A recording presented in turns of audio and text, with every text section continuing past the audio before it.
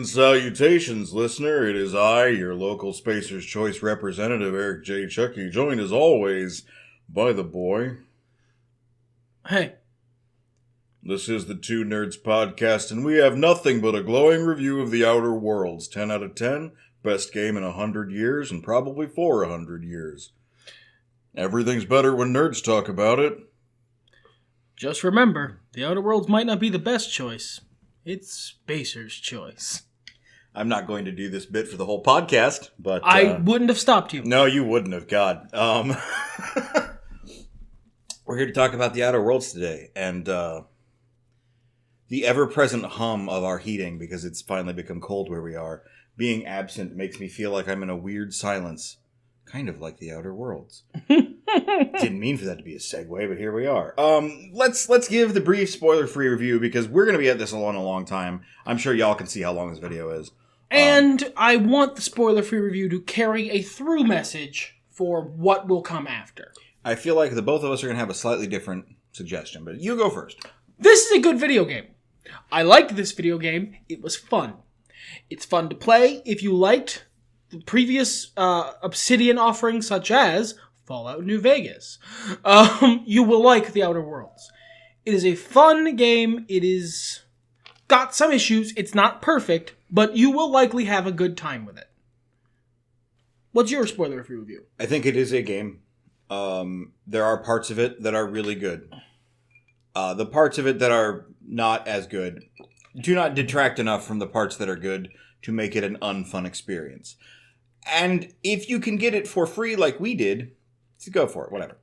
You know what? That actually bears mentioning. I might like this game less if I'd paid $60 for it.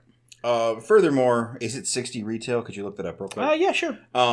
Furthermore, if you liked Fallout 1 and 2, and you liked the dialogue system in New Vegas, and didn't mind the fact that it was first-person shooter, you will probably really love this game. So, get it.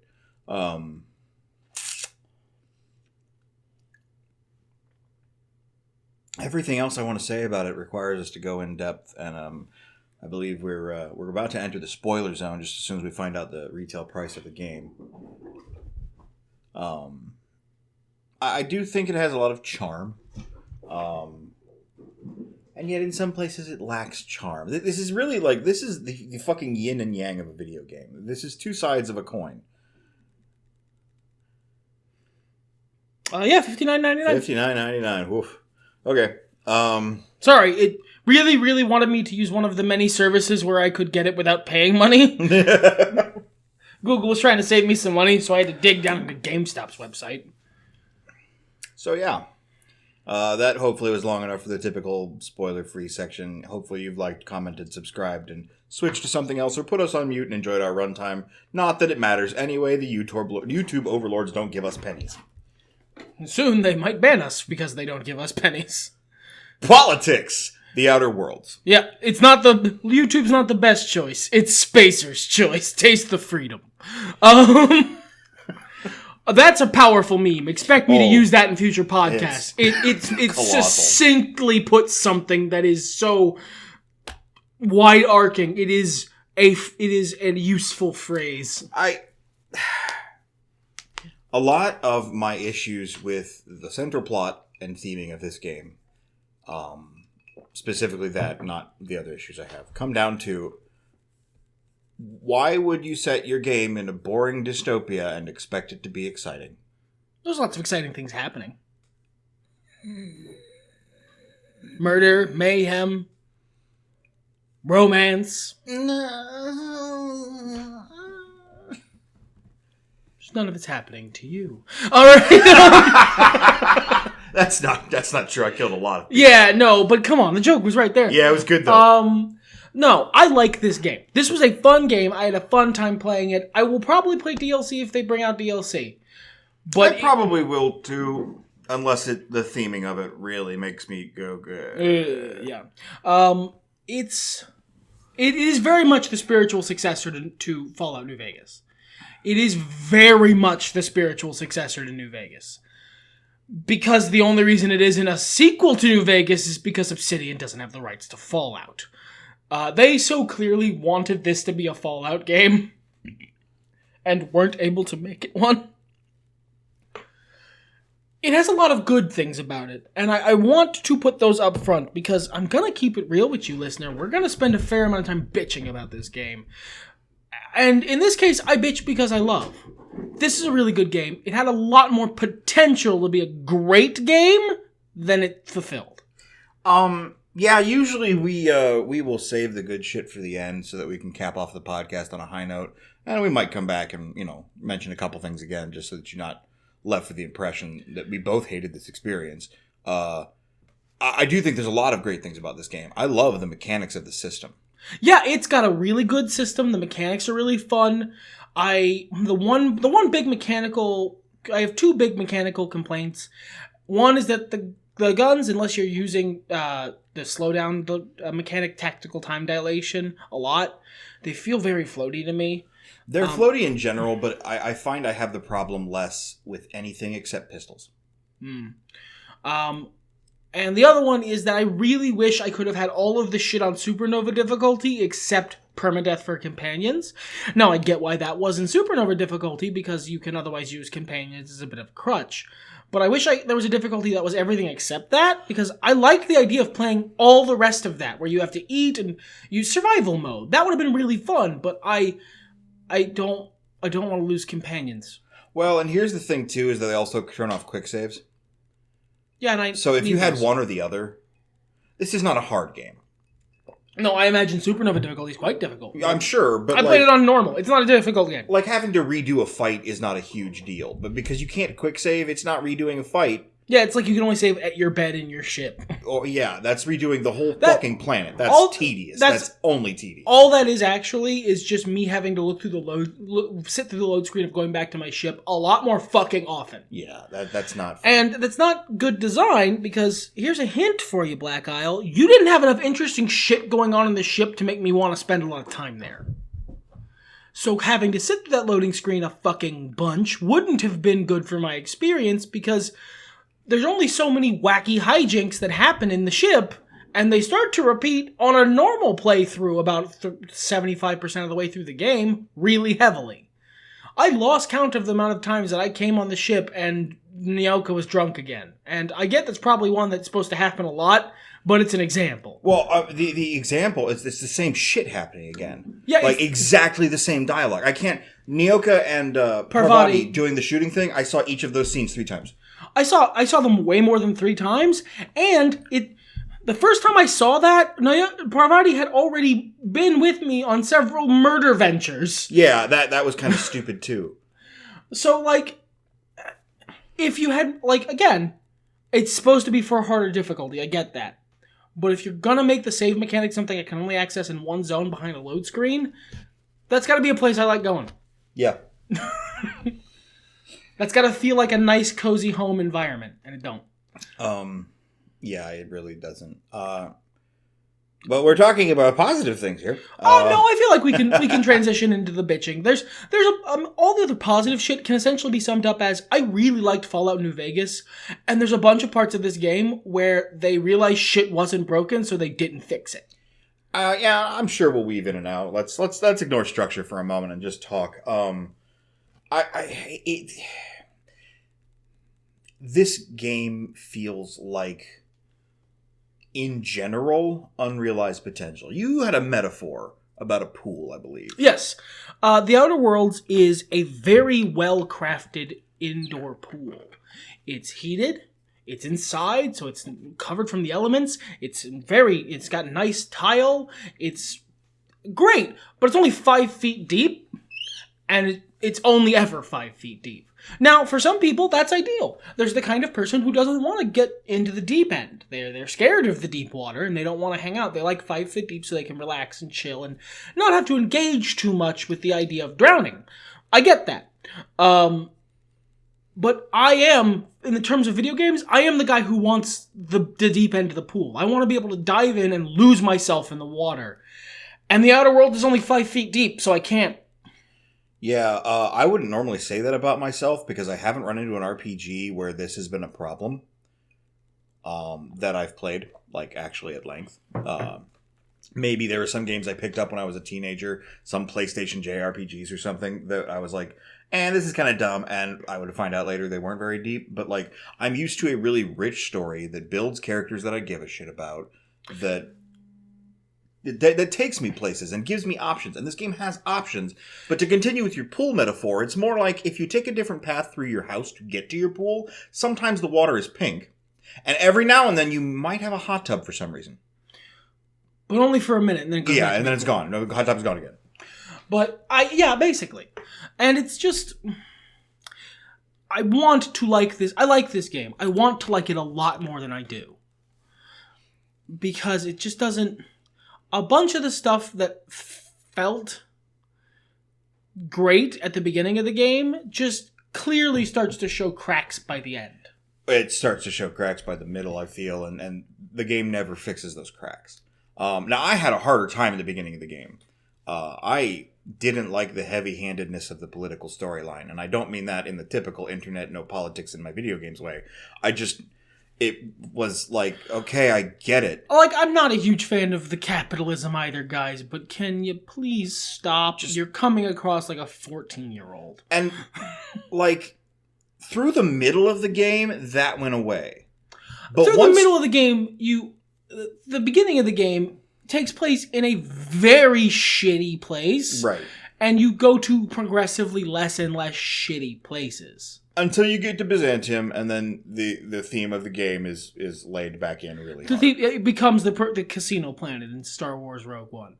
Or, Rogue One was a good one. What's the name of the one that was bad? The Last Jedi. Phantom Menace.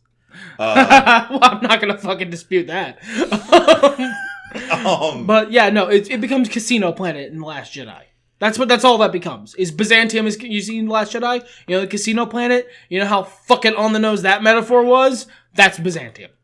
Yeah, that's a good way to put it. It's not exactly the same metaphor, but they're kissing cousins. Yeah, it's pretty fucking close. By the time I got to Byzantium, I did like 1 or 2 quests that I had lingering, and then went on with the main story, and I was so tired I just killed everyone.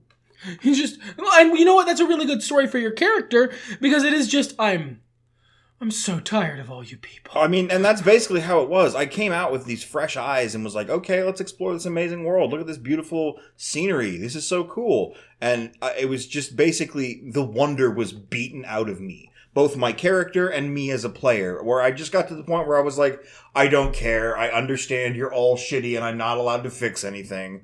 Okay. Like, woof.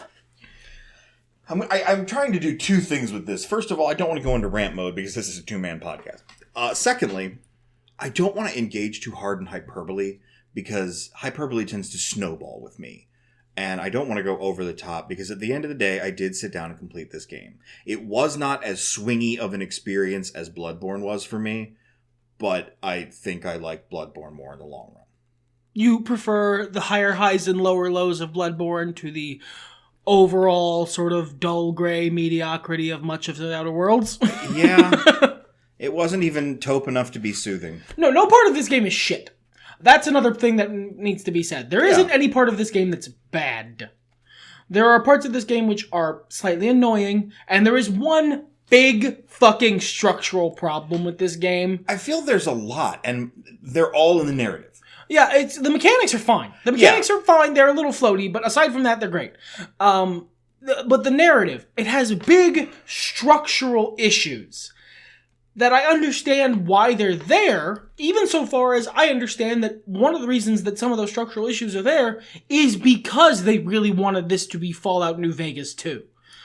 That is actually a problem for the game at certain points. And that was an issue with me as well. Walking into the game, I don't have... say it nicely. I don't have the same kind of fondness for New Vegas as most gamers do.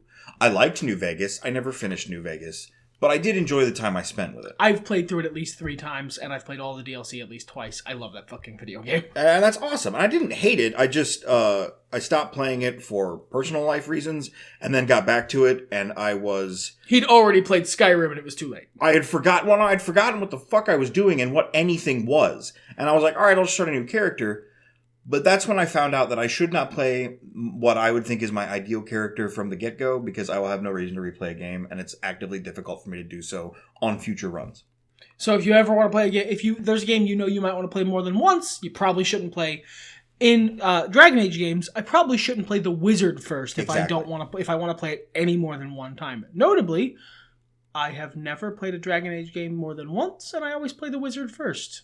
And especially with a game like Outer Worlds that is begging you to play it more than once. Because there's so many fun Easter eggs, and there's a whole extra playthrough available if you just make yourself stupid. You get special dialogue. That's so neat, and it's very old school Fallout. That's very Black Isle Fallout. But I was getting tired of the tedium of, here are not mentats. Here is not mute fruit. Here is... Like I said, there are parts of this game where the fact that they wanted it to be a Fallout game so badly is a problem for the game. Not just because there's a point you go, okay, guys, I get it. Calm down. But there are also points where it makes structural issues in the narrative that fuck the game up. I'm going to stop dancing around this. There isn't a bad guy in this game. There are bad people, but one, you basically don't meet them, and they don't even appear to give a shit about you until 70% of the way through the game, and I'm being very generous. I met one briefly before the last mission. Yeah. If you can call between 70 and 85% of the way through the game is when the bad guys start giving a shit about you. The bad guy is the setting. The bad guy is the ever-present boot of corporatism on the neck of everyone you meet. Here's the problem. They do a bad job of showing that. Yeah. Because while everyone you meet is a sad sack... most of the people you meet are sad sacks being oppressed and, having hard times, daddy, hard times. You're not. You are a fun, hat-loving, rich, gallivanting space captain from basically the start of the game.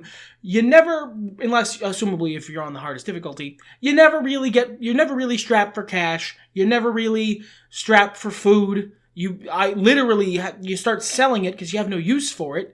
The hardest difficulty where you have survival stuff, that probably changes a bit. Sure. But you've strapped that to a bunch of other mechanics I really don't want. So the survival stuff should have been central to the game. It should have been a central part of the mechanics. There should have been the easy mode. The easy mode should have been the one where that wasn't it, and you should have added survival stuff in greater progressively quantities. As you go. I agree. Supernova can be Supernova, but give me regular Nova. Yeah, give me like a sun. It's fine. But... So because of that, because Supernova is its own locked-off thing with a bunch of other really stupid bullshit that I don't want to deal with and will make the game not fun for me, my experience with the game is I am not being oppressed. I have a fucking spaceship that never runs out of fuel, that I never have to deal with any bureaucracy, and apparently crushing bureaucracy is a big part of what's dragging people down. There's one scene where, hey, we've got to fill out some forms and get a docking fee to get into the station. And then Ada just does it for you. She's just, I'll handle it, don't worry about it. And the yada yada past it, because it's not an actual part of the setting, it's set dressing. Yeah, and I had that issue a lot with the immersion level of it, because there is no culture shock. And there should be. You are an Earthman, and this happens once or twice, maybe 5 times tops. Well, you're from Earth, but you are from awful capitalist hellscape Earth. It's the same culture. It's just the shitty version. Culture, but there's no why do you guys only have fake food to eat?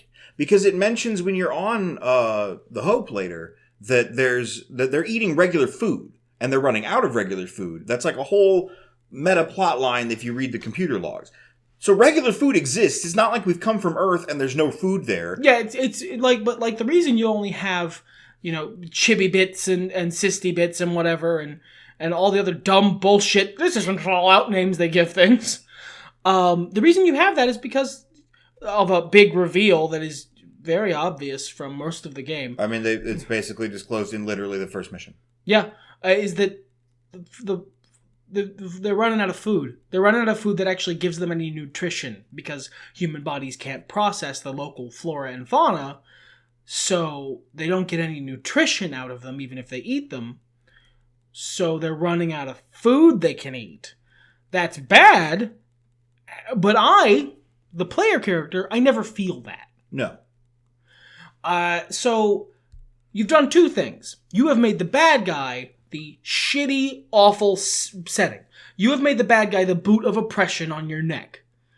But you wanted to have a fun video game, so you didn't actually want the player character to feel like they had a boot on their neck. I understand both these problems. The way you get around that is you introduce an active form of antagonism. You introduce active boots. Someone who is showing up to push your shit in occasionally in a way that you can't do much about if you want to get that vibe across. And more importantly, someone the player character can emotionally invest in defeating. Yeah. Like, there were so many times in the game. First of all, this game is straightforward as fuck. There is not a single point in this game where anything is the least bit surprising. Yeah, they do a great job foreshadowing stuff to the extent that none of the surprises are actually surprising. You go, oh, yeah, no, I saw that coming. Well, and there's like 3 of them. Yeah. I kept expecting Phineas to be like a bad person. If they had shaded in the lines there at all, and they do at a certain point. There's a little he bit did of some gray. bad things in service of saving the entire colony's life. But he makes that clear in the beginning of the game. Yeah, it's one of the first things he says to you. Literally before your player character gets control of their own limbs, he has said, basically, I'm a shit, but I'm the only shit you've got. Ha ha ha! He's not even really a shit. He's just a scientist in a desperate world. Like, I'm so... the dilemma you had, was that when you were taking the meds? Yeah. The chemicals you needed? I didn't care. I had a dilemma because I was playing a character, and the Sure. character would have given a shit. Because as much as she was... I was playing a character named Ren, who I have in a couple different things in fiction. As much as she's, like, not a great person... She doesn't like the idea of murdering someone in a vat when they can do nothing about it and have no chance to defend themselves. It feels shitty. I mean, if you didn't show up, they were probably going to die anyway. Yeah, Horribly. basically. And that's the reason, that's what I ended up doing to justify it to myself. And basically Phineas goes, yeah, that's pretty much exactly the thing, as soon as you give him the chemicals. Yeah. It's like, yeah, you were right to do that. We needed all the help we can get. And the end of the game, yeah, taking all the chemicals and murdering all those test subjects is the exact moral right thing to do. There is no backlash. Nothing bad happens. They give you a situation which could have easily been used to color outside a typical black and white morality lines. Because, to put on my discourse hat, under late-stage capitalism, there is no such thing as ethical consumption.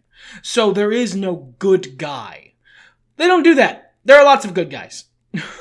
Yeah, like, you could have so easily... And the thing is, you can be the quote-unquote bad guy here. You can side with the board and what they're trying to do.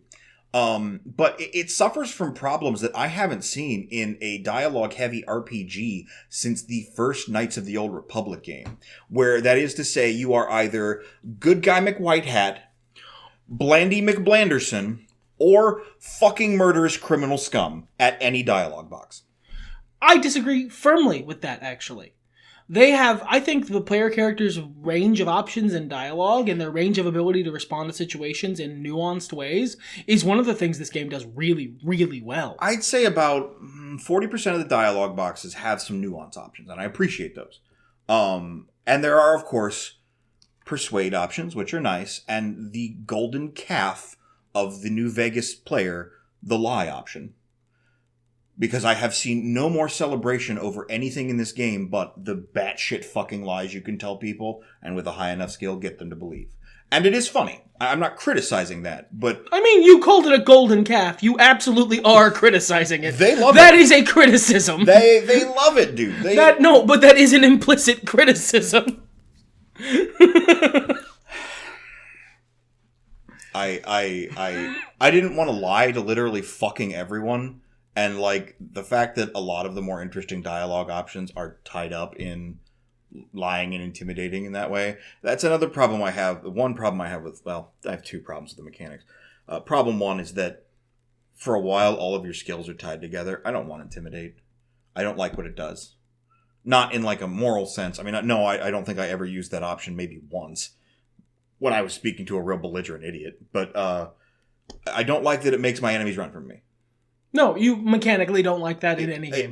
I just get so frustrated when I've come to kill you and you leave. How dare they have self-preservation instincts? It bothers me. I would like them to try to fight me. Well, and it's like the difficulty of this game isn't that high anyway. I didn't min-max. No, that's actually why I like that they tied the skills together to a certain point. I really like that, actually. In every way except Intimidate. That's the only one I have an issue with. Sometimes there are downsides to an otherwise excellent system. Sure, and I agree. I think it's a phenomenal system besides that. The only other issue I have is the flaws system. Yeah, we'll get to that. Actually, That's a really good point. I want to get to that. Okay. But for me, I like that my character is charismatic, and I have put points into being good at talking, which includes being able to intimidate people, as, I know what to say to people in general. I like that I am able to do that. I like that I am able to be really good at persuading people, and at least very competent at lying and intimidating people, because it's all kind of a similar skill set. Whereas if you don't do that, it's very possible for you to be the silver-tonguest motherfucker in the universe, but the second you have to tell a fib, you go, and then pee yourself. Sure. I don't remember seeing the pee yourself option, but... I'm sure it's in there somewhere. Don't fucking test me. I know it's an Obsidian game. The only issue I had with it, I don't mind also being good at intimidation. That makes sense. I get the synergy. Literally... the combat application. There is some shit in that game I wish I could just turn off. Like that, like the stealth suit thing once you acquire an ID. Yeah, I love what they were trying for. I love that they were trying to make a situation where they didn't have to make suspiciously blind guards. I had my issues with some of the dialogue options you get there, although I did enjoy using the force on one dude. That was funny. And that's the thing. Some of these things are tongue-in-cheek. Some of it is humor. Some of the stuff that isn't super believable is intended to be a joke. Yeah, and that's another problem I have because, like, Fallout's goofy. It is. Like, when you get in the cracks and stuff, it's goofy. But everyone lives in a shitty wasteland and no one's happy. Like, except that still people are. And, like, the human spirit they just live their lives. They just live their fucking lives. No one in this game lives their fucking lives. They're all downtrodden, except they're not. They're just living their fucking lives. Yeah, I guess. But, like, Fallout feels consistent. The goofy shit that happens in Fallout feels like it works. And this is not for me playing old school Fallout games. I've touched one once. And I got to, God, we said this on the podcast ages ago. I got to Tony Shalhoub and went, well, I've done what I came here to do, and moving along with my day. I just didn't care for the isometric perspective is all. I know. I know. Move along, listener. I know. Move along. I didn't grow up PC gaming is basically a short version of that. So when Fallout 3 came out, played the hell out of that. Played the hell out of New Vegas. Played the hell out of Fallout 4. Like, and I know those are the verboten ones, but I played the New Vegas one. It had the same vibe. No, it didn't. It had a similar vibe. It had a similar vibe. All right. But you're not wrong. Any Fallout conversation is basically, well, you're wrong because you didn't play it back in the day. Get out of our fucking club. Any opinion you have is bullshit. You okay, buddy? No, I get really tired of Fallout fans. Total Biscuit included. May he rest in power. Get real fucking tired of that bullshit. It's Fallout fans are really bad about it. I'm not saying other fans aren't, just, whoo boy. It irks me. It's irksome. I can tell. I have observations I feel are somewhat valid. Anyway, the point I was trying to make was it works with Fallout. The Fallout games I've played anyway, even though they don't count, I feel it worked there. It doesn't work here. The humor is in contrast. And instead of it feeling like a fucking cogent world that's well put together and has these ups and downs that feel natural, it feels like a serial drama from the 60s, or fuck the 30s, that is occasionally really goofy for no reason. Like, it doesn't have that... You feel like the sort of Z-Rust, Flash Gordon end of, like, sci-fi serial drama aspect of it is in contrast. It clashes with the more Fallout-y, like, irreverent humor. I don't think this is the game style for that kind of game. I think you're looking more for a BioShock. If you're going to go Z-Rust, just because it's more fast-paced, you don't have time to sit and think about things. That seems to me just a temperament difference, because I firmly disagree. I leveled up my temperament very high, thank you very much. I just firmly disagree. I'm sorry if that irks you. No, and that's one thing. That's fine. Like, for me personally, as somebody who likes to get immersed in shit, it's one of, as you said, set dressing, not setting. Yeah.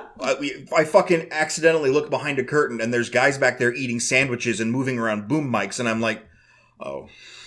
And I can totally get the issue. I have it about things as well. There is a balance to be struck. You can't just have the full-on setting it would be, because no one wanted to play that game. It'd be fucking awful. Which is why you I have question to have some fun. Why we did this. Like, I just... It would be... I have in role-playing games, I have a portion of my setting which is a horrible, totalitarian, oppressive regime. We don't set any games there, and every time I ask if the players want to, they say no, because it's not fun to live in shitty Oppressionburg. So the game needs to have its tongue in its cheek a bit for you to be having fun playing it in the first place. Oh, I agree. I question the desire to commit to the proposed setting if you can't execute the setting well and make a fun game. Make a movie, make a series. Whereas, I feel like they did. They executed the setting well and made a fun game. It's not a perfect game, but it is a good game. Oh, yeah. Look, like I said, the problems are narrative violently, setting violently, atmosphere violently, the lack of music, and then Ada making fun of the fact that there's no fucking... The lack of music is a problem for a lot of reasons. It makes a lot of the game feel lifeless. The newer Fallout games, New Vegas, but honestly more so 3 and 4, this is something that I will praise them for, do a really good job of utilizing music to establish setting. I think New Vegas did too, because they drew from country. They drew from the more country aspects of it. They did a great job. Yeah. But that's not Black Isle, that is Bethesda. Right. That is something from the new Fallout games, not the old ones, that is praiseworthy. They do a great job to use music to establish setting. And the Outer Worlds could have really fucking benefited from that.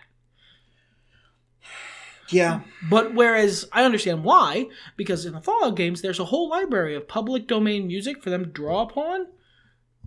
That is not the case for the Outer Worlds. You'd have to write all that music and produce it, which is expensive, and this is a mid-budget game. And given this game didn't have the budget of a Fallout game, right? Given the divergence, it would be a little harder to get music for that game that isn't already in Fallout. Yeah, or isn't, as Brian David Gilbert pointed out, the ABC song. Yeah.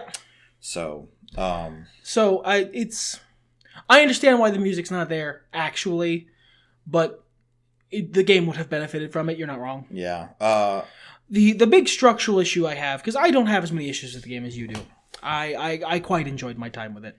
The big structural issue with it that I think is both, and I started on earlier, and we got sidetracked talking about so many things, was this game has an antagonist-shaped hole in it.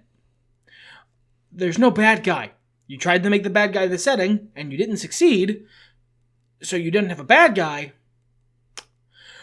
So a lot of the game ends up feeling really, really anticlimactic. I played a game, and things happened.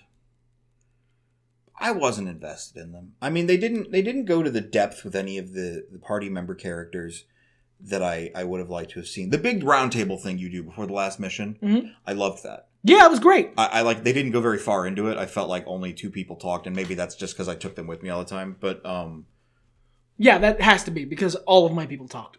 Yeah, and you switched your guys out a lot. Yep. Yeah, mine was Max and that's actually sort of neat in that and the other people went, we're not close. This is the fucking thing that drives me nuts about this is they've got such polish. The fucking grout between the tile of this 5-foot deep pool is expertly laid. Yeah, dude, it's a very well-made pool. It's ridiculously amazing. But it's still just a 5-foot deep fucking pool. Like Vicar Max, his whole storyline, the fact that his dialogue is written in a way that he is able to, after his turning point, respond to similar dialogue organically. That could have come up before his turning point, depending on the order you do things in. And the turning point can go one of two different ways, and all of those options sound cromulent. That's great. That's good writing. But then there's the fact that literally nobody except for Parvati and Nyoka emote. And sometimes they say, yeah, huh. Oh, you brought it up. Yeah, I did. You're agitated. I'm going to let you vent. Agitated. That was one of those other big things. I like Parvati. She's sweet. She's a little dim. But, she's very skilled. And she's sweet. Naive, I think, is a better way to say it than dim. She happened to be in my party when I got into the minister's house, and we found out he was under house arrest. And she's like, "Oh, can I make you tea?" And I'm like, "Not the fucking time!" But anyway, I recruited her, and I'm trying to talk to her to get her perspective on things. And I love Ashley Birch. I think she's an amazing voice actress. And beyond the opening, her little light southern accent, very good. Other parts of the opening, just fine. The number of times I turned to her and asked her what was up, before she had her little side quest storyline to talk to me about, that she responded to me with, "Yeah, huh?" Instead of, yeah, huh? Drove me batty. Yeah, he bitched about it a lot, actually. And, it wasn't... I know it's not a big deal. It's one fucking line, and I'm the one who's prompting it. For all of the polish they had, though, 2 lines? 2 lines that they can say when you go talk to them. Maybe 3. Yeah. And, I don't feel like I talk to these motherfuckers. It doesn't have to be as deep as Alistair in Dragon Age Origins, but give me Wynn. Give me the depth of the conversation in Fallout New Vegas. Yeah, I will say that none of the companions in Outer Worlds, and I love basically all of them. I could take or leave Sam, I guess, but I never actually took him anywhere. He was just my robot, my butler. But your ship's vibrator. Yeah, my ship's vibrator. That was disturbing every time I had to go somewhere. They apparently ship fuck a lot. Good for Ada. I'm happy for her, but can we move this console? Does this have to be in the cockpit? I guess kind of it does, yeah. But yeah, no, it's... I have lost what I was going to say. You were talking about the... Oh, none of the companions in the Outer Worlds feel as well developed as Rose of Sharon Cassidy. And she's not my favorite companion from New Vegas. But none of them feel remotely as well developed as she does. Full stop. Even Ghoul Danny Trejo, who didn't have a very deep story. Raul, thank you. It's just been a really long time. Raul is my favorite companion from Fallout New same. Vegas. I love him. But he didn't have a very deep story. No. Boone. Boone has a very deep story. Great, yeah. Boone is too high a bar. You shouldn't expect Boone from every companion. No. But Cassidy, I think, from Obsidian, is a reasonable fucking bar. I think that entire crew. I think, and this is the entire companionable roster from New Vegas, fucking Alligator, the companion roster from Outer World. Yeah, that's not debatable. I don't think that's debatable. And I like these characters. I love Vicar Max. I like Max. I like Ellie. I love Parvati. She's great. I even like Felix. He doesn't. Felix is Eric Foreman, and yeah, and I like Eric Foreman, and you don't. And I tousle his little head when I come in the ship, but he's not allowed outside. You moron, no. Unless he's coming with me to do a big, very important emotional quest. Whereas he's my delightful murder moron. I'm my delightful murder moron. Thank you very much. No, I was a super genius. But yeah, no, you're not wrong. Again, the interactions that are there with the companions are, for the vast majority of places, really well done. There's just not that much of them. And you just don't get deep with these people. I don't feel like I know these guys. I feel like these are mediocre NPCs in a pen and paper role-playing game. Not Not the ones you're like, I want to quest with you. Like the guys who, oh yes, the shopkeep I talk to now and then. Yeah.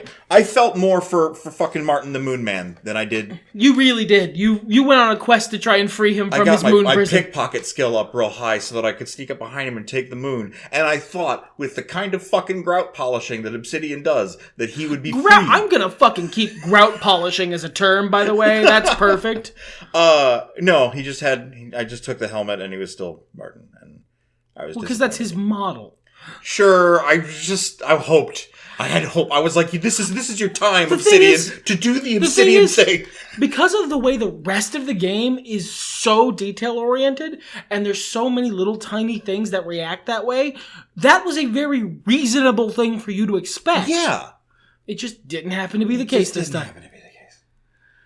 Maybe it isn't that they didn't see it. Maybe it's that they saw it and they put the moon hat in there for you to steal so that you would have the disappointment of, no, he's still stuck. He signed a contract. He went and put on another helmet. Yeah, except that everything else in the game is so trivially easy for me to overthrow that... Except that one thing. Except Martin the Moon Man. Oh, and the one lady who runs Sublight.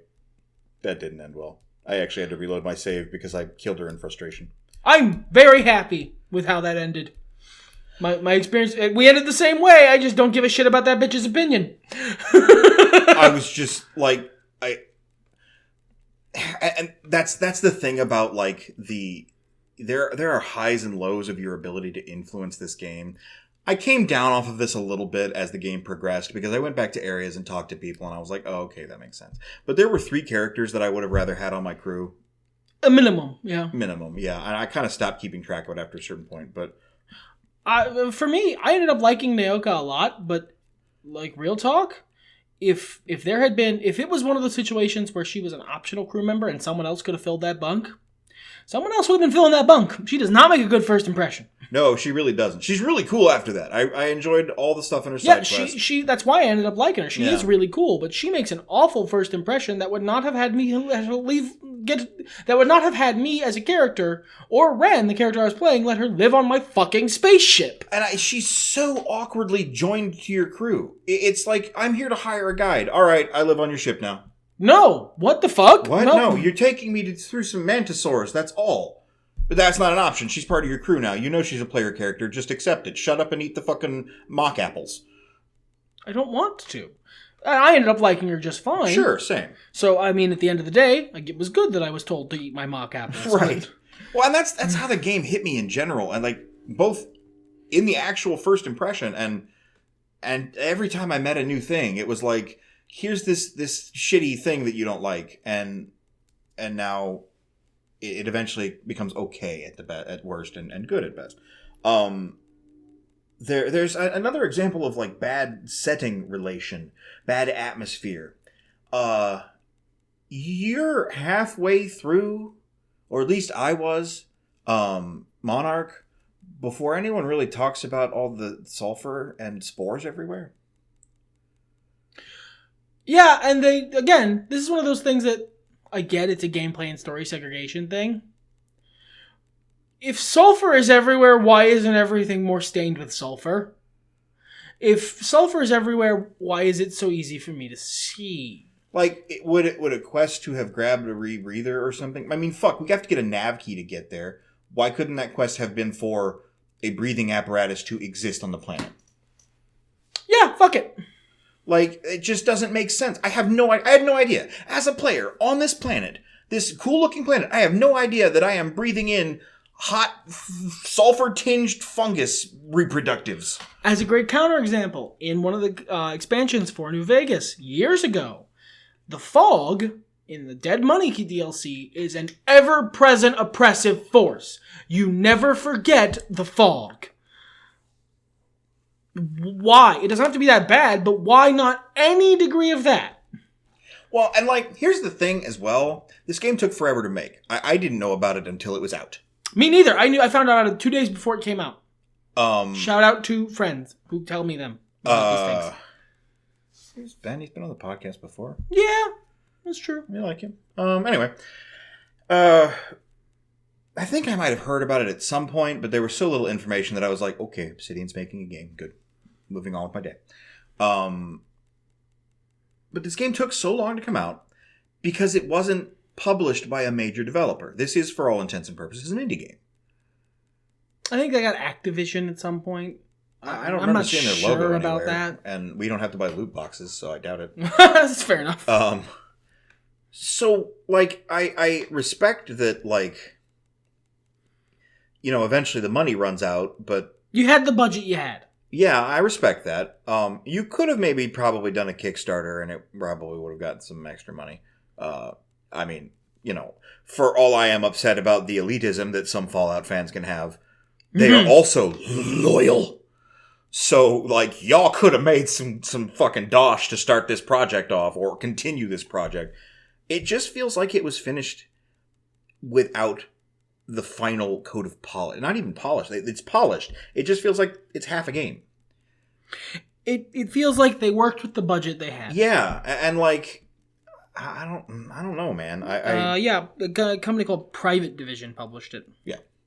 Oh, they're Take-Two. The guy who did Take-Two made Oh, okay, cool. So yeah, this is Take-Two and Black Isle. Yeah, fans would have thrown money at your asses. I would have. And I respect you not wanting to do that, but I just feel like your game would have been a better finished product. I also feel like you might be running into sort of a... Shall we call it a social media kerfuffle if and when you release DLC? I don't think so. Because I'm on the subreddit for this game. Yeah. I'm on the subreddit for this game. They like that it's a 5-foot deep pool. Yeah, they do. You're right. There are post after post after post of thank you for not trying to eat the universe. Thank you for just making a game that is reasonably sized and is a reasonable experience that I can do in a reasonable amount of time. Thank you for being a 5-foot deep pool. Well, and the thing is... Like, and that's fair. There are people this game is for more than me, and I liked it. Sure. If the 5-foot deep pool thing sounds good to you, you're going to fucking love this game. I didn't necessarily need more action. I was fine with the length of the story. It ended at a logical point. Underwhelming though it may have been, lacking twists and turns though it may have, it was fine. It was a good popcorn flick of a video game. Give me more dialogue boxes and recorded lines. Give me some depth to these recorded characters lines are expensive. Especially when you hire an Ashley Birch. You got a lot of relatively unknowns in there too, and they did a great job, most of them. Most of them. Some of them had some damning line reads. But yeah, no, shit's expensive. It is. And there are people for whom this game is more than us. Yeah. There are people who like that it is a mid-budget game. Sure. Because some of the shit we're asking for absolutely would have taken more budget than they had. Oh, I agree. And I'm not trying to be unreasonable. I'm not Internet Man who goes, you just had to push one button and immediately it would fix all the problems I had. No, that's asinine. It takes money to make a guy push many buttons. Probably many guys. Over a long period of time. Yeah, I get it. It's difficult and hard to make video games. Which is why I say that I'm really looking forward to what they do next. Yeah, I think that this as a great proof of concept that their model of game, that the mid-budget Black Isle style, RPG is still something people want, is great because it means the next thing they do, they might be able to get more financing for. Well, they've already violently exceeded their sales goals, so yeah. The board is very happy about the performance of The Outer Worlds, and I will say as well, for a game of its type, very low on glitches. I saw some issues with weird polygon explosions, only once or twice. There are some very strange glitches, and some glitches which are very frustrating, but they're also very rare. Yeah, and the patch is coming out this week to fix most of them, so... their patch notes were so light and everyone was happy. And I was like, wow, that's a solid game. I get Dolphin's fucking butthole. Good job. It is a well-made pool. Yeah, it sure is. I'm fucking keeping this what's the metaphor? Yeah. I mean, if you say it's like a well-made pool. My brain just sort of... It becomes a simile. My brain just sort of fucking lost... There's a specific word I'm looking for and it's just not there right now. Okay. Idiom, perhaps? You know what? I'm just going to feel stupid later when I figure it out. Cool. Yeah. I feel like there was something else I wanted to mention. Kind of. About this game. And I knew it was going to happen this way, where there was going to be a big other thing I wanted to talk about. And poof, out it goes. The difficulty curve and the end of the game. Yeah. I played on normal, not fucking easy. The game has an inverted difficulty curve on normal. It sure fucking does. Like, on normal, it has a fully inverted difficulty curve. It goes from being kind of a pain in the ass to, I'm just fucking curb stomping my way through everything, so long as I don't play like an absolute pants-on-head moron. When I got to Monarch, I wanted to go through the main quest because I wanted to just kind of get it done and then go focus on side quests. Side quests, yeah. So I was out there getting my ass eaten by mantisaurs. 5,000 mantisaurs every time I took a 4-foot step. My foot had not quite hit the ground again, and mantisaurs were juggling me. Excellent bit of world building on their part. It's supposed to be shitty and awful out there. Sure. But it was kind of frustrating for me. I put the game down for a couple of days, came back to it, just did the side quests around Monarch. Just like the small fetch quests and the, go talk to this guy, and I talk to this guy, and I talk to this guy, and I talk to this guy quests. Or as it happened for me, hey, could you go get me this? Oh, you already have it? Thank you. So I did that, and the levels I got from that alone, I was then God. I only died one more time after that, and there was one time I had to reload a save. The one more time I died was when I first busted in on a major building in Byzantium, and I had already pissed off the guards. And then I had to reload a save on... We're going to go into rant mode, but let me get this out first. There's a point when you're in the final zone, Labyrinth, where your old faction buddies, the guys you made friends with, come in and help you, and they kind of storm the place. Well, I was coming up around a turn. I had just killed a bunch of guards with my unstoppable corrosion flamethrower, which is just, I guess, an acid thrower now, that melts people in 3 seconds. And I accidentally melted an iconoclast, so their entire division turned against me. So you had to reload. I had to reload, which was frustrating. I don't know why he was running at me. Yeah, I didn't have to go through that much. The autosave was pretty good. But, it is what it is. But after that, I didn't die again. I didn't have troubles again. I just fucking, shot my crazy machine gun at people or shot my goo. And... It was done.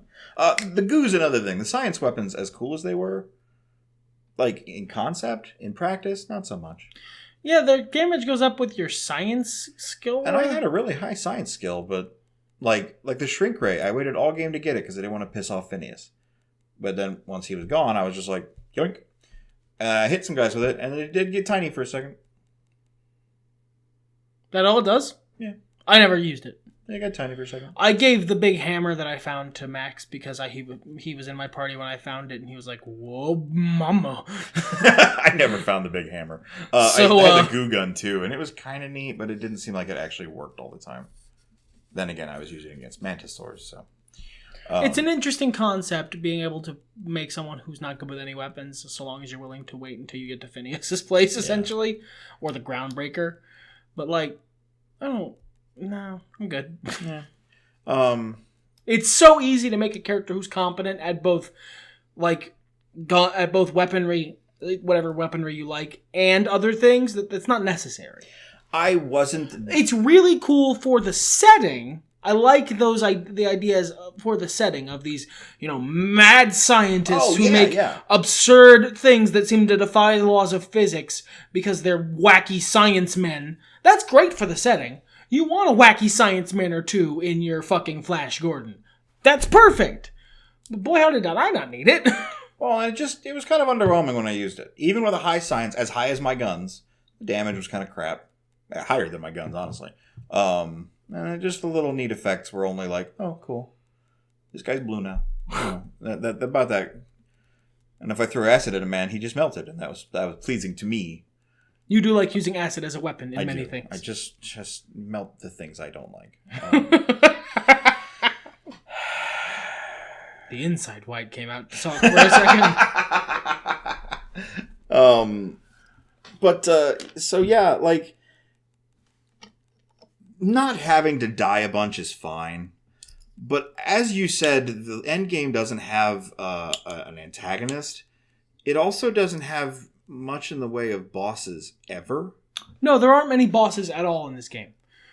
I can think of maybe 2 or 3 times something you're fighting could qualify as a boss. And people who were of the importance that they should have been a boss. Now, see, I actually like that. Because you're right. There are very important people who are just people. So when you shoot them, they just die. I like that. Because ass-kicking equals authority is not always a good thing to have, and it fits the setting because the people who rise to the top in that society aren't badasses, it's bureaucrats. Alright, but once again I feel that the intent of the setting comes into conflict with the gameplay. With making a fun video game, yeah. They erred on the side of the setting at that point, I believe, and fine. But like Graham, for example. Graham should have been a hard motherfucker. He should have been harder. He should have had his guards should have stayed loyal to him, and we would have had to deal with them. There's the end of Hotline Miami. The final boss there is just a dude with a gun in a room with 2 panthers, and you basically have to go in. I don't recommend this for most games or even Hotline Miami, but you basically have to go in pixel perfect, kill the panthers, kill the guy, like one fluid motion. That's kind of how Hotline Miami works. Like, that's how the whole basis goes. But, so it's not a weird gameplay thing there. But, like, I played against bosses in Fallout and other games, and even isometric style Fallout, where, alright, you're in there. He's not any tougher than anybody else. The problem is he is more charismatic, and there are 14 motherfuckers who like him more than you. Yeah. That's a fine boss encounter. Yeah, I would have loved that. Graham's personal guards should have stayed loyal to him in that fight. You're right. And the same thing, when you bust in on the chairman during his recording, or the lady I've never met before at the very end. Or for me, when I go to the lady's private thing, because I gave her a fake version of the signal, and so she offered to come to my house and meet me in person. What's that? Come shoot you? Okay. That was a good boss encounter, because she was easy to kill, and then she had like 7 guards all right there who all came to try and murder me. Now, the game has an inverted difficulty curve, so I fucking BTFO'd them. Yeah. But it was well designed, just not well designed for the fact that I am a god. And, like, the chairman had, like, 3 guards in his room, maybe. It took max 2 hammer swings to kill one. I had to help him with my acid gun. And then the last lady, there was no one else there. No. And, like, I can understand... No, not even in your ending. The person who is in that room should have some kind of defenses. They got a gun.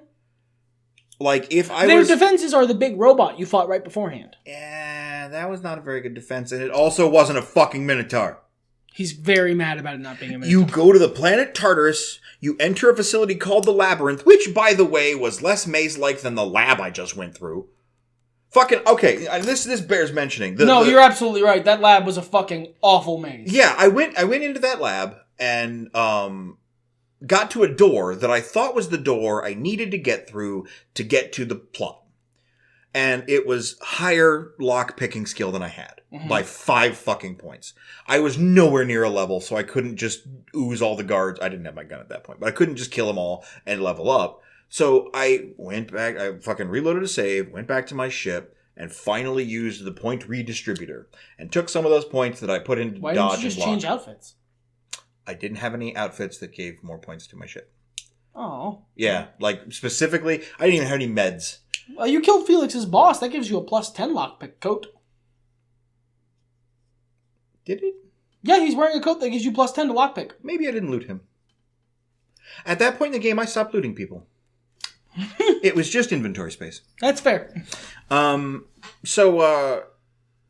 maybe I picked it up and didn't notice. I really can't tell you at that point. But I used the point redistributor. I took like minor shit out of block. My points did not change, except for my lock picking was better. Went back in there, went another way through the maze, found the actual door I had to go through, which was not locked at all, and just waltzed in there. Nice. Like. And then you get to the Labyrinth. That they spend the 4 seconds you know about it building up really hard. as this unplumbable maze that no one ever escapes from. It's a tube. It's a tube with OWCH-approved railings around it. Yeah, there's lifts up to the next level of the tube. It's not difficult. It's a little bit of a maze because someone has left boxes lying around. Like, it's only a maze because the people who live there don't know how to clean up after themselves. And even then, we just stepped around it. Like, what the fuck? Here's this whole thing, and like you get the security ID, and honestly, that's another thing they could have done. You don't want to have like a big, you don't want the final boss to be like fucking nano machine, son. You want him to be someone who dies easily. Fair. You want the bad guy to be the setting, but you're not great at that because you're not willing to sacrifice it being a fun video game. Fair. Make the bad guy the last dungeon. Yeah. Build Tartarus up the whole game. Treat it like fucking Azkaban. Have people the whole game be like, there's no way, no, I'm not going to help you break the law. I'm not going to send to fucking Tartarus. Well, and then what they do, the board, there's a fucking announcer box, and Governor Assface is like, everyone, we will give you board excuses, and you will be set free again if you kill that motherfucker. Yeah. Perfect. It's that easy. Pull the fucking full-on, Punisher in Daredevil. Just, like, that. It would be so easy to build up Tartarus the whole game as the reason. Tartarus is the reason that the board has authority in the first place. That, even the people who are badass enough that they're pretty sure they could kill their local guards don't defy the situation. Don't, like, take over the canning factory and kill the guy in his stupid bowler hat. Not because, they're just fucking uneducated, will-less sheep, but because they're afraid. They're afraid of, even if they survive fighting the guards, other guards are going to show up, and then they'll get sent to fucking Tartarus. Yeah, they don't build this place up at all. Usually the frustration is, I don't want to do that. Then I'd have to fill out paperwork. Yeah. Yeah, it's a funny joke, but if you wanted the game to have like a good conclusion, instead of just, funny jokes, you would build Tartarus up. Build the labyrinth up for the whole game as this fucking awful torture chamber of a place. The labyrinth on Tartarus is known throughout the colony as being, you follow what the board says. You know why you follow what the board says? Because if you don't, you get fucking double tortured for years. And again, that's more of what you said, is making that boot on your throat feel real. Yeah, make people feel the boot. Make it so that you have to, recruit people for your team. That they're not clamoring to get on your outlaw space vessel. Maybe like one or two are, but maybe you have to actually work to recruit Ellie, for instance. Sure. She's a cool space pirate. You have to work to recruit her, and she brings something very useful to your team. And at the end, when you have a little roundtable discussion where they're all, we're really gonna fucking invade Tartarus, make it so that like you have to earn the player character, and maybe they do. Maybe they give you more of a shit if you haven't done their side quests. Sure, I did all the side quests. I did all the side quests. But make it so that if you haven't done their side quest, if you haven't earned their loyalty, I'm not fucking doing that. Let me off at the next stop. Yeah, again, comparisons to Dragon Age, I liked that. And in Mass Effect, I liked that they fucked off. Yeah. Declined, motherfucker. I don't know you. Yeah. But, and then, now the problem is then if you do that, you have to fucking deliver on it. Right. You have to make Tartarus the kind of thing that because you've built it up, the player characters will have spent time grinding and gathering up materials and getting their gear set on lock and really absolutely optimizing for their run on Tartarus. You have to make them need that shit. I didn't grind in this game. Ever. Ever. Not once. I took one flaw because it wasn't a big deal, and I was like, sure, why not? Thank you for reminding me about flaws. Let's go ahead and talk about flaws here for a second. They're bad. They're badly designed. This is maybe the one piece of mechanics in this whole game that I will say is just not good. They are way too much... speaking as someone who has helped design an RPG, a tabletop one, but still, flaws can't be too crippling. Because they need to be of equivalent negative value to the positive value you get in exchange. I think the flaws should be a little more negative than positive because you have to feel the flaw. Otherwise, it's just, hey, did you want free skill points? Yeah, it's just a trade-off. They should definitely feel like a flaw, but it needs to feel like you're getting your flaw's worth. Like you're getting your money's worth for taking the flaw. Yeah, because the one I ended up taking was addiction to food. Which is just Would you like the pale imitation of the survival mechanic you wish was just in the base game? Every now and then a picture of bread shows up next to my health bar with an X by it. So you go eat some bread. I use my fucking inhaler where there's already food because carbohydrates give me regeneration. So you just inhale some bread. I just inhale some bread and move about my day. Yeah. But like all the ones that came, and the fact that they're randomly chosen is part of the problem. Well, I kind of like, because it's not random. It pops up when something contextually chosen. Yeah.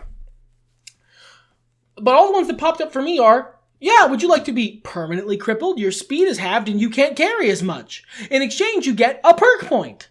And the perks aren't that good. Yeah, that's the problem, is that the flaws could be that bad if the perks were fucking great. Like, they're not. They're mediocre. The last perk I took, I went, I guess I'll take bonus damage to science weapons because they suck.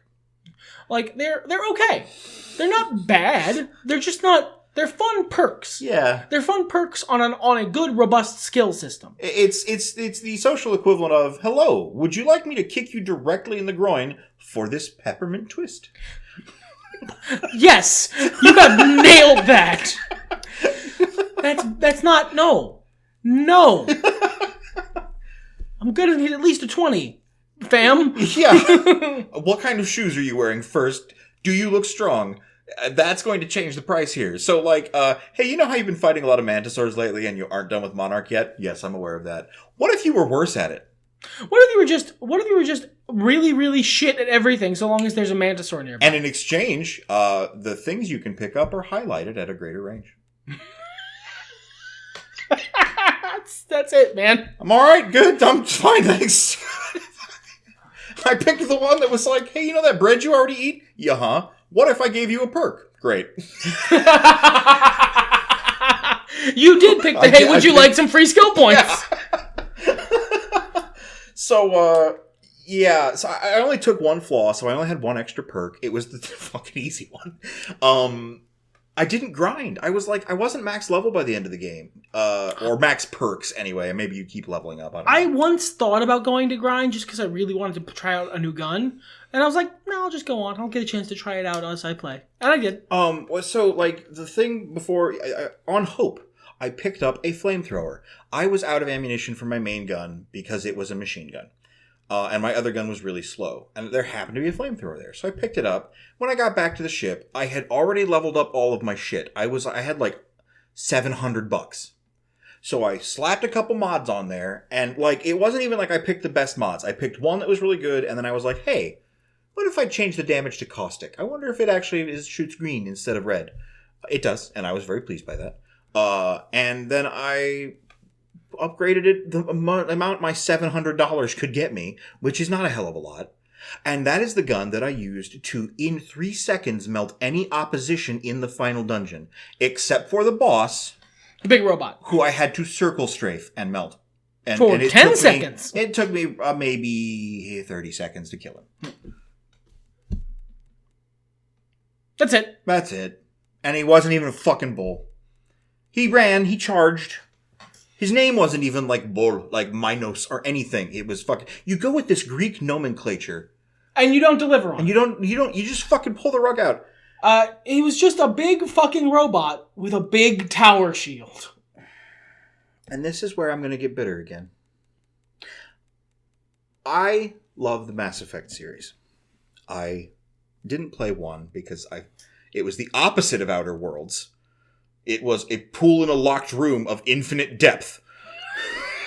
Swim forever, or you die. Parts of it were green, parts of it were red, and you weren't sure which was good in some situations.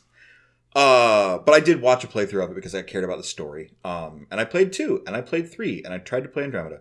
And I liked 3. I liked the ending of 3. I felt like that big buildup where you're fighting all those terrible squads of, the monstrous contorted enemies. That's Tartarus. That's the boss battle. That's the boss battle. And it felt so cool on a ruined Earth with all of these enemies. And all the internet would talk about after this game, the series that I love, that I beat, that I loved the ending of, I wept openly during. It was amazing. All the internet could talk about was how there wasn't a final boss. It was just Marauder shields. Welcome to Board Shields. He'll run at you. And then you just walk up there and deal with the elusive man, don't you? Push button, literally. Push button to open door, win game. And I thought that was fine in Mass Effect. And you know what? I get what you're going for here in Outer Worlds. But the fact that the internet, capital letters, is eating this shit up like it's good soup and hasn't said boo about it really frustrates me. I like that rant, so I didn't interrupt you, but I disagree with it because I feel like it's expecting the final act of a 3-game space opera narrative with infinity money. They sure did have infinity money. This is back when you could work your devs to the bone until they bled too, so you know. It's unfair to have the same expectations of one of those things and the other of those things. Sure, and like I said, I don't... personally, it was underwhelming, but like that was par for the course for this game. I got up there and I shot a lady in a nice dressed smock, and she melted with a spritzel of my acid gun. And then the game was over. And the game was over. And I let Phineas out, and he was like, "Fucking great! We're great friends now. Get in my portal, Morty, and we'll have a good time." And I was like, God, he is just beta Rick Sanchez. He's Rick Sanchez without alcoholism. Rick Sanchez with the cysty pig bites. I do want to say that's something I actually really liked about Phineas. Another one of those little small details about this game that I really loved. He had to keep notes all over his office. Yeah. The implications of the state of his mind and his issues that he has to overcome. There's notes fucking everywhere. I love that. That's great. That's such great character selling that I wish they'd done more of. They have... This is a good video game. We've spent a lot of time talking about all the things wrong with it. There are a lot of things it does really well. It is a good video game. It could have been a great one. Yeah, I think this is a great foundation for the future. I just don't.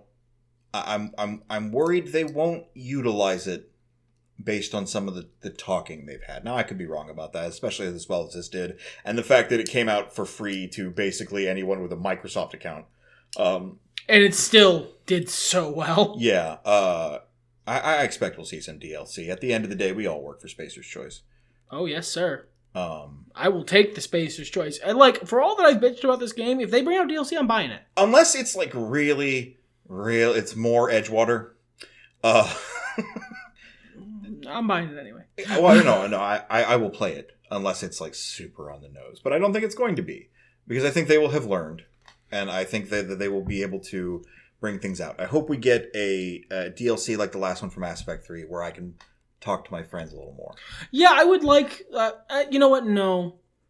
I think... Because they're not going to do a sequel, obviously. Because the end of the game... It's the end of the game. The end of the game is the end of the game. It's the end of the game. They fucking talk about the setting, after your character is dead many, many years after the end of you playing it. So they're not going to do a sequel unless it's a sequel set in the far future with a less shitty setting. Or in another system. Yeah, another colony, or maybe about what happened to Earth. Sure. But I'm gonna be honest. Like, I don't want a Citadel DLC for this game. I don't want it to just be Citadel, but I would like it if their DLCs had more characters. That's fair, because it would feel unearned. Yeah, I agree. I mean, and Citadel only really worked because it was 3 games worth of shit. But yes, that's why it would feel unearned. I would like for them to, when they release their DLC, not just be, oh, here's another mission to go on. Yeah, here's get back in the Unreliable and go to that one planet that says this planet is shitty and has nothing for us, and there's some stuff there. Woo! Do that, and have our companions have more stories. Yeah, have them have some stuff to say. Maybe give us some more side quests. Even Felix can do something. You're not going to let them out of the ship. No. It's just going to be me, Max, and Ellie. We done here? I think at long last, yes. Everything's better when nerds talk about it. Taste the freedom. Fuck it.